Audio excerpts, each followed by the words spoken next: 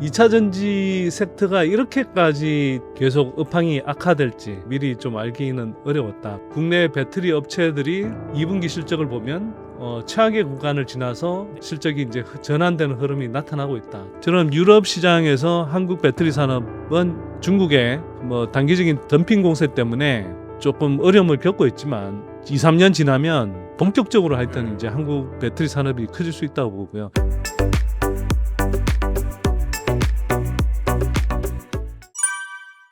선대인 소장님 모셨습니다. 소장님 안녕하세요. 네, 안녕하세요. 반갑습니다. 네. 네. 소장님 그 2차 전지가 네.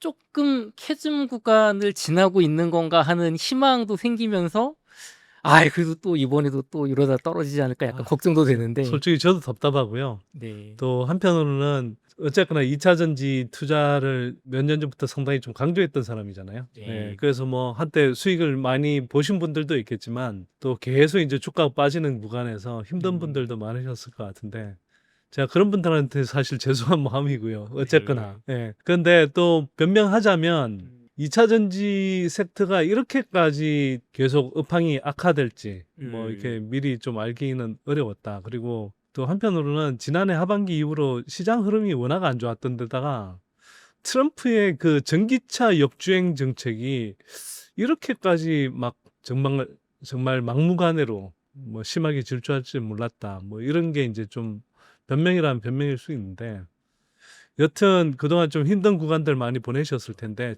제가 이제 확실히 그래도 좀 드릴 수 있는 말씀은 지금보다 주가가 크게 더 빠지긴 어렵다. 그리고 점진적으로는 단계별로 보면 결국은 이제 이 주가 바닥을 찍고 반등하는 어떤 단계별 흐름으로 나가고 있는 구간 아닌가 이런 생각이 들고요. 사실은 이제 올해 들어서도 반등하겠다 싶으면 트럼프가 이제 뭘 안 좋은 정책을 지르고 또 지르고 또 이제 관세 협상이다 이렇게 하면서 또 시장 노이즈도 만들고 이러다 보니 어려운데 그래도 지금은 그런 부분들이 거의 트럼프 정부에서도 악재라고 생각할 만한 악재들은 다 나오지 않았나. 그런데 이제는 그래도 이제 큰 흐름에서 보면 중국의 이제 리튬 강산 감산이라든지 또 트럼프 정부에서 이제 나올 악재는 다 나온 상태에서 오히려 이제는 그 대중국 배터리 부품 소재 관련한 관세가 되게 이제 세지고 상대적으로 이제 한국은 선방한 상황에서 한국산 어떤 배터리 소재 또 AMPC는 이제 계속 유지가 되잖아요. 네. 그래서 그 수혜가 이제 좀 부각되는 구간으로 가지 않을까. 그리고 무엇보다 국내 배터리 업체들이 2분기 실적을 보면 최악의 구간을 지나서 실적이 이제 전환되는 흐름이 나타나고 있다. 특히 에코프로비엠 같은 회사가 이제 대표적으로 그런 실적 전환 흐름을 보였고요. 네. 그런 면에서 보면 적어도 최악의 바닥은 지금 지나왔고 주가가 이미 이제 꽤 반등했지만 그리고 이게 이제 또 앞으로도 막 순탄하게 계속 오르기만 할지 이건 장담할 수 없으나 그래도 순차적으로 이렇게 계단식 어떤 반등의 어떤 실마리는 좀 마련한 구간 아닌가?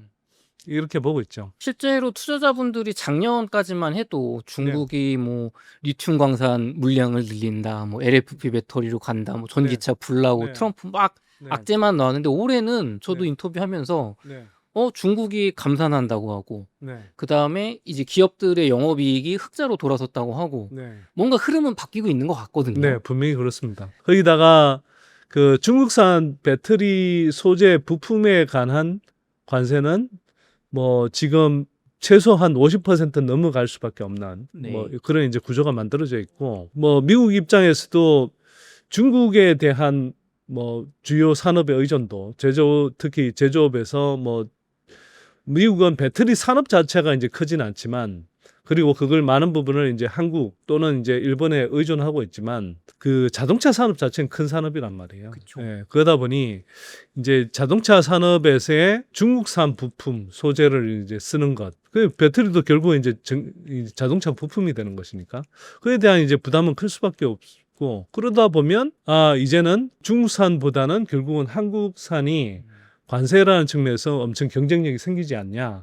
이런 이제 그 설명이 가능한 거죠. 그리고 또 하나 좀 보셔야 될 건 한편으로는 이런 이제 업황 악화되는 구간을 건너오면서 한국 배터리 산업의 초점이 기존에는 EV 그러니까 전기차 향이 한 뭐 9대 그다음에 이제 ESS 향이 1 뭐 그러니까 9대 1 정도였다면 그 비중이 이제는 한 제가 생각하기에는 매출 기준으로는 여전히 한 8대 2 정도라고 볼 수 있지만 영업이익 기준으로는 대략 한 7대 3 예, 정도로 좀 바뀌어 가고 있는 것 아닌가? 그런 이제 좀 생각이 들고요. 그 이유는 전기차는 사실 이제 상당히 좀 뭐 전반적으로 슬로우해졌잖아요. 네. 그런데 ESS가 이제 뭐 AI 데이터 센터라든지 뭐 이런 흐름들 때문에 계속 부상되고 있죠. AI 데이터 센터에는 뭐 대규모 이제 ESS도 설치가 필요하고 또 무정전 전원 장치라고 해서 UPS도 필요하고 뭐 그러다 보니까 이제 전력을 안정적으로 공급할 수 있는 어떤 보조 장치로서의 이제 ESS 배터리가 굉장히 대규모로 이제 필요한 상황이잖아요.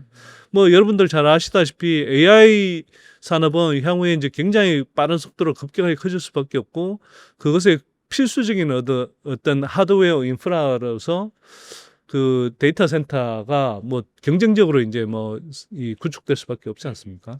예, 그런 흐름에서 이제 ESS는 계속 커질 수밖에 없다. 그런데 그게 사실은 이제 그동안은 중국 업체들이 ESS를 많이 이제 공급하고 있었는데 네.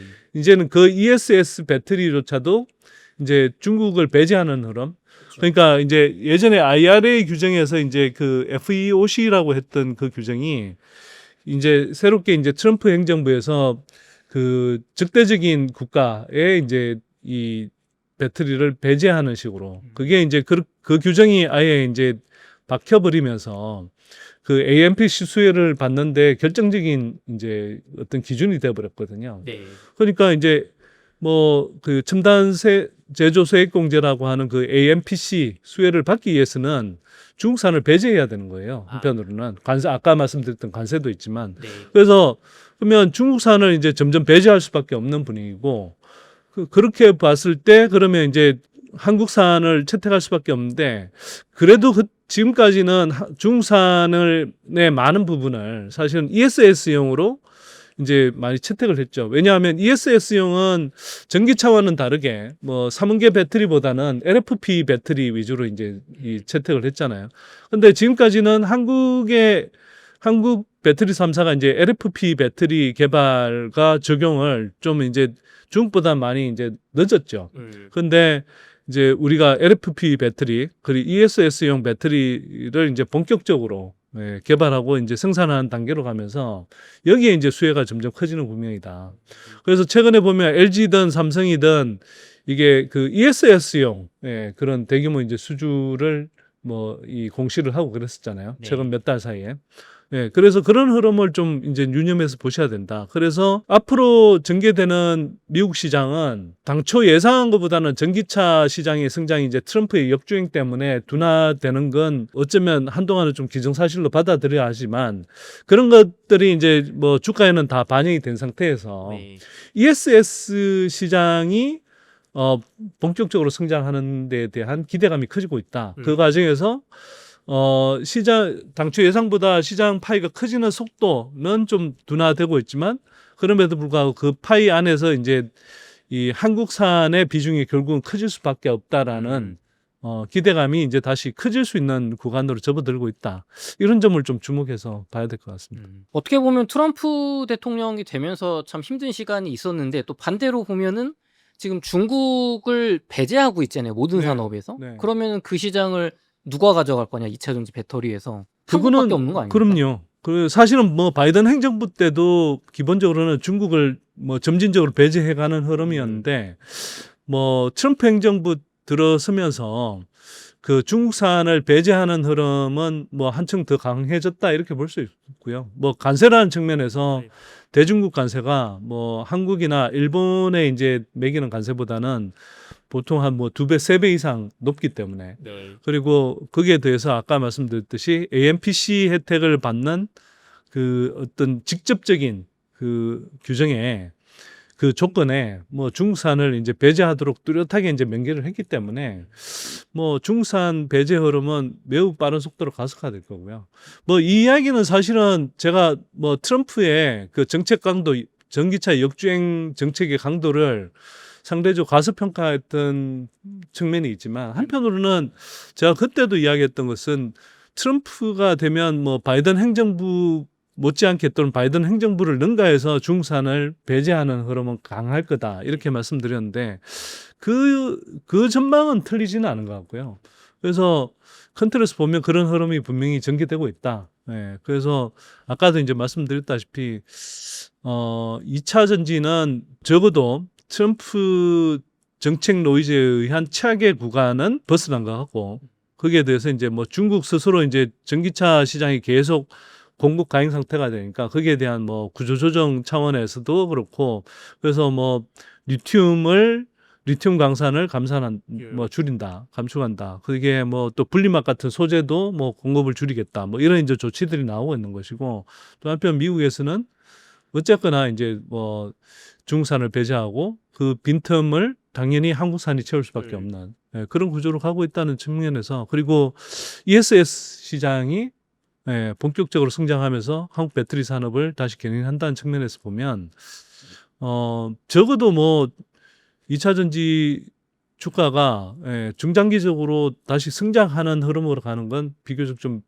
분명한 구간 아닌가 이런 생각이 듭니다. 소장님, 그러면 이제 미국 시장도 크지만 유럽 시장을 사실 중국 LFP 배터리가 다 먹으면서 네. 우리나라가 세계 경쟁에서 밀린 거 아닌가라는 생각을 네. 했었는데 네, 유럽하고의 중국 관계도 예전 같진 않거든요. 네. 이 앞으로 유럽 시장을 좀 우리가 생산하는 LFP 배터리나 혹은 ESS 시장을 좀 우리가 점유율을 좀 뺏어올 수 있을지 그것도 좀 궁금합니다. 그러니까 유럽 시장도 사실 뭐 조금 이유는 다르지만 미국 시장과 마찬가지로 최악의 구간을 뭐 지나고 있다 이렇게 좀 봐야 될 것 같고요. 사실은 유럽 시장에서 이제 뭐 중국을 여전히 견제하려는 흐름은 뭐 분명한데 특히 이제 뭐 EU와 중국 간의 관세 협상과 관련해서도 사실 뭐 타결이 안 나고 결국은 이제 EU가 기존에 뭐 그 반보조금 조사를 통해서 뭐 이 상계 관세를 부과하려고 했던 흐름이 아직은 유지되고 있잖아요. 네.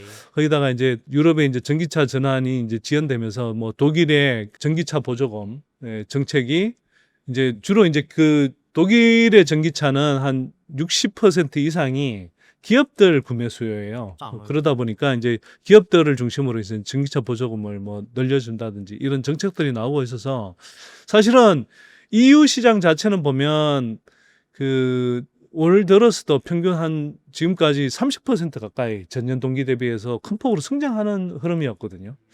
그래서 사실은 그 흐름만 보면 한국 배터리 업체들이 이렇게 많이 혜택을 받아야 되고 주가가 이렇게 바닥을 기었던 게 좀 이해가 안 되죠.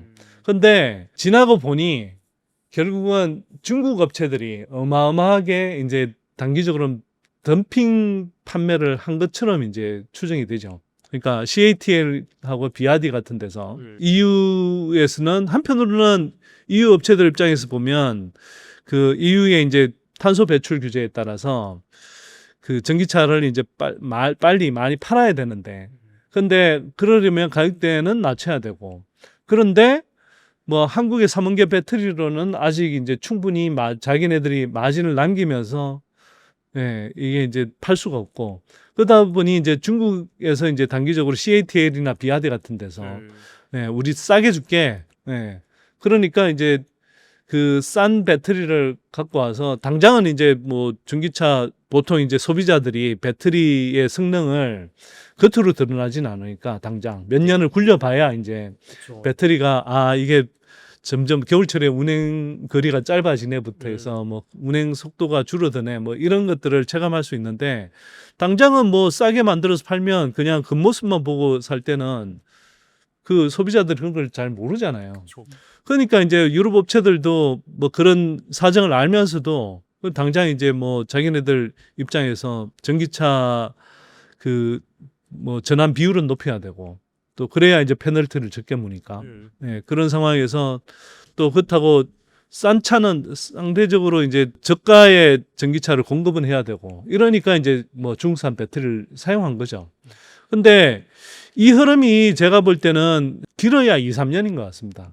EU 시장이 커지면 한국 배터리 산업이 수혜를 볼 거다. 다만 이제 중국 업체들이 이제 뭐 덤핑 전략이 제 생각엔 길면 한 2, 3년 정도는 더 갈 수 있는데 한국 배터리 업체들도 손 놓고 있는 건 아니잖아요. 그렇죠. 예, 그래서 한국 배터리 업체들도 이제 점점 뭐 그 NMR 같은 망간 리치 쪽 그런 배터리를 통해서 가성비 높은 배터리 개발하고 있고 또 한편으로는 EU 시장 자체도 이제 뭐 신재생 에너지 쪽에 이제 간헐적인 전력 생산을 이제 조금 보완하기 위해서 ESS 수요가 어마어마하게 늘어나고 있거든요. 예, 그러다 보니 그쪽 ESS 저 수요도 이제 많이 늘어나고 있고 역시나 이제 또 한편으로는 그 한국 배터리 업체들도 그런 ESS용으로 이제 또 많이 개발을 지금 서두르고 있는 상황이기 때문에 예. 제가 볼 때는 점진적으로는 이제 올라갈 가능성이 높고 또 중국 업체들 보면 단기적으로는 제가 왜 2, 3년이라 길어야 2, 3년이라고 보냐 하면 출혈 경쟁도 어느 정도가 한계지. 얘네들이 지금은 이제 중국 업체들이 그냥 뭐 유럽 현지의 공장을 가동해서 올린다기보다는 이제 중국에서 생산한 배터리를 자동차에 실컷 탑재해서 수출하거나 네. 또는 그냥 이제 중국에서 생산한 걸 그대로 이제 뭐 이 유럽 자동차 업체들한테 이제 수출을 하는 식인데 그거는 이제 엄청 나름대로 이제 덤핑 쳐서 이제 마진 없이 심지어 적자 감소하면서 이게 하는데 앞으로 이제 EU의 이제 규제 강화에 따라서 이 로컬 컨텐츠라고 해서 이제 EU 지역 내에서 생산하는 그런 비중이 이제 점점 올라가야 되고 또 이제 EU에서 생산하지 않을 경우에 이제 또 관세가 점점 강화되고 이런 흐름을 생각하면 CATL이 저 유럽 내에서 100기가짜리 이제 생산 공장을 짓고 있는데 이게 이제 가동을 시작해서 이제 그쪽에서부터 이제 공급을 시작하려고 하면 수율이 안 따라줄 겁니다. 한국의 지금 LG엔솔 같은 경우도 유럽에 건너가서 수율 잡는데 4, 5년 이상 걸렸거든요. 한국에서 이미 다 뭐 해보고 했는데도 유럽에 가서 그 비싼 인건비에 우리 인력을 다 쓸 수도 없고 뭐 그 유럽 인력들 상당 부분 데리고 그 물 건너온 자재들 써서 그렇게 해서 이제 해서 가동하다 보니 수율을 본격적으로 끌어올리는데 4, 5년 이상 걸렸거든요. 제가 볼 땐 CATL은 그보다 더 오래 걸릴 겁니다. 예, 그리고 최종적인 수율이 높지도 않을 거고요. 그러면 유럽 내 생산 물량으로 따지면 이제 1대1로 딱 놓고 봤을 때 장기적으로는 오히려 LG엔솔이 가격 경쟁력이 더 생길 수 있고 성능은 훨씬 더 좋을 수 있다. 예, 그렇게 보면 저는 유럽 시장에서 한국 배터리 산업은 중국의 뭐 단기적인 덤핑 공세 때문에 조금 어려움을 겪고 있지만 2, 3년 지나면 뭐 본격적으로 하여튼 이제 한국 그 배터리 산업이 커질 수 있다고 보고요. 이때 2, 3년이라고 하면 그러면 그동안은 뭐 한국 배터리 산업이 성장 못 한다는 거야. 이런 의미가 아니라 중국의 뭐 그런 덤핑 공세, 저가 공세에 따른 어떤 타격이 2, 3년 지나면 완전히 거의 상쇄되고 그걸 무력화시킬 수 있는 정도로의 어떤 이제 가성비 좋은 그리고 상대적으로 이제 CATL이나 이런 중국 업체들에 비해서 경쟁력이 높은 그런 배터리를 생산할 수 있을 거다라는 이야기인 거고요. 그럼 소장님 주가 측면으로 보면은 중국의 덤핑과 이 어떤 기존의 거의 네. 뭐 보조금으로 하는 네. 그런 영향이 점점 들어서 2, 3년 뒤에 0이 된다고 하면 네. 우리나라 2차 전지 업체 이제 기대감으로 올라간 건 다 빠졌으니까 네. 이쪽 중국이 약해질수록 우리 2차 전지 업체는 실적이 좋으면서 주가는 점진적으로 이렇게 올라가 크로스가 된다. 이렇게 봐도 될까요? 저는 그렇게 봅니다. 그러니까 이제 아까 말씀드렸다시피 뭐 최악의 상황은 주가 측면에서도 벗어났다. 그리고 그렇다고 이제 뭐 아주 예를 들어서 22년, 23년 상반기 정도에서 이제 그 전망했던 것처럼 지속적으로 구조적으로 성장해서 뭐 이게 막 계속 실적이 큰 폭으로 증가하는 그런 이제 전망을 할 수는 없지만 적어도 2차 전지 섹터에서 최악의 어떤 국면을 벗어나서 실적이 조금씩 계속 성장할 수밖에 없는 회복될 수밖에 없는 그런 구간으로 간다고 보고요. 소장님 그럼 이제 그 2차 전지 업황 전반적으로는 잘 이제 바닥을 치고 올라오는 거 다뤄주신 것 같은데 많은 분들이 뭐 에코프로라든가 뭐 SK온이라든가 LNF 혹은 뭐 포스코홀딩스 여러 가지 투자를 하셨잖아요. 네. 그럼 이런 개별 기업들은 좀 어떻게 좀 지금 이 위기를 돌파하기 위해서 하고 있는지 또 어떤 좀 좋은 소식들이 있을지 좀 궁금합니다. 그러니까 일단 배터리 3사부터 보면 일단 LG엔솔이 그 적어도 상반기보다는 하반기에 더 좋은 이제 실적을 보여줄 것 같고요. 네. SK온 같은 경우가 이제 전반적으로 보면 뭐 전년 동기 대비해서는 이제 제 실적이 좀 많이 올라올 수 있을 것 같은데 미국 시장에서 이제 본격적으로 하반기부터 그 생산 캐파 가동에 들어가기 때문에 그 실적이 나올 거고 또 한편으로는 그 실적뿐만 아니라 그 네. 아까 말씀드렸던 AMPC 그 세액공제 혜택을 받게 되기 때문에 SK온 실적도 이제 많이 올라올 거라고 봅니다. 다만 이제 삼성 SDI가 상대적으로 좀 그 미국 생산 캐파가 이제 조금 상대적으로 적은 상태이기 때문에 뭐 당장 이제 실적 반등은 조금 뭐 다른 이 두 개 회사보다는 좀 약할 수 있는데 뭐 그럼에도 불구하고 삼성 SDI도 ESS 향으로 이제 뭐 지금 뭐 수주를 많이 받는다든지 뭐 해서 전반적으로는 뭐 배터리 3사 전체를 봤을 때는 하반기가 상반기보다는 좀 더 좋을 것이다. 뭐 이렇게 볼 수 있을 것 같고요. 그다음에 에코프로 BM, LNF 뭐 그다음에 이제 뭐 포스코 퓨치엠 이런 회사들도 보면 특히 이제 에코프로 BM 같은 경우 2분기에 이제 실적 흑자 전환을 했잖아요, 오랜만에. 맞아요. 그리고 아마 이제 하반기에도 그렇고 조금 더 실적이 이제 이 증가하는 흐름을 보일 것 같고 특히 LNF 같은 경우가 사실 올해 이제 실적이 많이 대폭 성장할 것으로 예상이 됐는데 상반기 중에는 기대에는 못 미쳤어요. 뭐 그럼에도 불구하고 그게 이제 대표적인 게 테슬라 향으로 이제 많이 들어갈 줄 알았는데 테슬라의 일론 머스크가 뭐라고 해야 되나요? 트럼프한테 그렇게 트럼프를 띄워주고 했는데도 불구하고 결과적으로 보면 지금 와서 보면 네. 전기차 그 승장에 기싸대기 얻어맞고 한편으로는 일론 머스크가 트럼프의 이제 딸이 붙이면서 뭐 한편으로는 이렇게 강경 우파적인 그런 정치 성향을 이제 지지하는 것처럼 보이면서 유럽을 비롯해 세계적으로 이제 테슬라에 대한 뭡니까 불매 운동 이런 것들이 되게 거세게 부르잖아요. 그래서 네. 사실 테슬라가 그러니까 회사를 출범한 이래로 가장 큰 폭의 역성장을 했거든요. 아유. 그러다 보니 이제 LNF가 사실 테슬라의 그 양극재를 직접 공급할 그 기대감이 많이 있었는데 그게 이제 많이 지연됐죠. 근데 하반기에는 그래도 어느 정도는 이제 좀 공급이 뭐 되지 않을까 하는 기대감 플러스 아까 말씀드렸듯이 이제 뭐 국내 이제 주요 배터리 회사들의 이제 뭐 하반기에 이제 실적이 증가하면서 뭐 따라 이제 좀 뭐 실적이 좋아질 가능성이 높은 것 같고요. 그리고 저는 예전부터 좀 많이 강조를 했지만 코스모 신소재가 이제 후발 주자이지만 네. 그리고 그게 이제 후발 주자로서 이제 굉장히 빠르게 선발 주자들을 추격할 수 있는 양극재 업체로 이제 좀 주목을 했었는데 그게 사실 이제 역시나 2차 전지 업황이 이제 부진해지면서 빠른 성장이 그렇게 가시적으로 눈에 띄지는 못했죠. 그럼에도 불구하고 코스모 신소재는 사실 다른 양극재 업체, 소재 업체들이 다 적자를 보일 때 코스모 신소재는 단 한 번도 적자를 기록하지는 않았어요.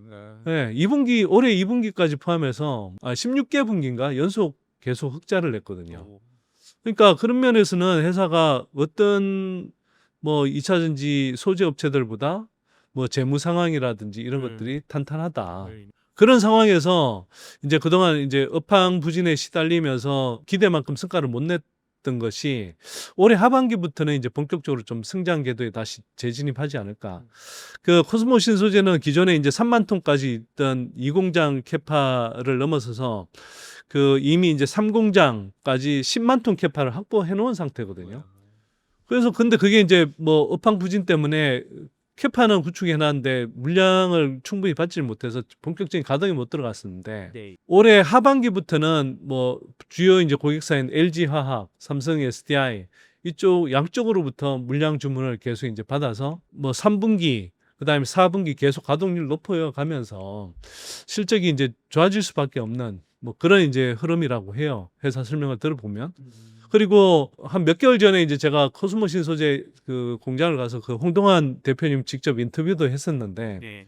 그때 이제 홍동환 대표님 말씀을 들어보면 그렇게 이제 하반기에 뭐 두 개 회사 향으로 이제 뭐 실적이 좋아지는 것뿐만 아니고 그 유럽의 큰 양극재 업체와 뭐 합작 회사든 뭐 어떤 형태로든 협업을 해서 그게 이제 상당히 좀 하여튼 유럽 내에서 이제 그 양극재 공급을 대폭 늘릴 수 있는 어떤 좀 계기를 마련할 수 있는 것처럼 말씀을 하셨어요. 그게 이제 만약 구체적으로 좀 가시화된다 그러면 상당히 좀 주가에 큰 모멘텀이 생기지 않을까 이런 생각이 들고 그래서 그런 관점에서 보면 뭐 전반적으로 2차 전지의 양극재 업체들이 뭐 상반기보다는 하반기가 뭐 좋아지는 흐름일 거다. 그리고 내년은 더 좋아지지 않을까. 뭐 이런 이제 기대감은 갖게 되죠. 다만 최근에 그 양극재 업체들이 이제 바닥 구간에서 보면 네. 그래도 뭐 물론 이제 예전에 고점대에 비하면 그동안 떨어진 거에 비하면 정말 여전히 하품 나오는 주가고 정말 이제 좀 뭐 한편으로는 좀 어이없어 보이는 여전히 싼 구간의 주가이긴 하지만 또 바닥에서 보면 단기간에 뭐 한 4, 50% 이상 그쵸. 예, 뭐 단기 이제 좀 급등한 것처럼 좀 보이기도 해요. 그러나 여전히 큰 흐름에서 보면 저는 2차 전지 업체들이 그동안에 이제 너무 그 조정을 많이 받았었기 때문에 여전히 뭐 이런 아까 말씀드렸던 그 하반기에 좀 실적이 좋아진다고 하면 여전히 상승 여력은 어느 정도 있지 않을까. 예. 근데 저도 이제 또 한편 조심스러운 게 이게 뭐 실적이 그렇다고 막 대폭 좋아지고 업황이 전반적으로 막 23년처럼 뭐 계속 이제 뭐 장밋빛 전망을 그릴 수만 있는 뭐 그런 이제 아주 탄탄대로 같은 시장 흐름은 아니기 때문에 주가가 막 당장 뭐 여기에서 다시 뭐 2배, 3배 뭐 큰 폭으로 오른다. 이렇게 이제 좀 판단하기는 어려울 수 있는데 그러니까 그게 이제 뭐 단기간에 그렇다는 말씀이고요. 뭐 2, 3년 지나면 여기서 뭐 다들 뭐 3배 이상 오를 수 있는 그런 잠재력이 있는 구간이긴 하죠. 그런데 여튼 하반기 중에 뭐 여기서 다시 뭐 2배, 3배 오르기를 당장 기대할 수 있냐? 그건 저는 좀 지나치다고 생각하고요. 그래도 여기서 최소 한 뭐 몇십 % 이상 주가가 상승할 수 있는 그런 잠재력은 여전히 남아 있지 않을까? 뭐 이렇게 생각을 합니다.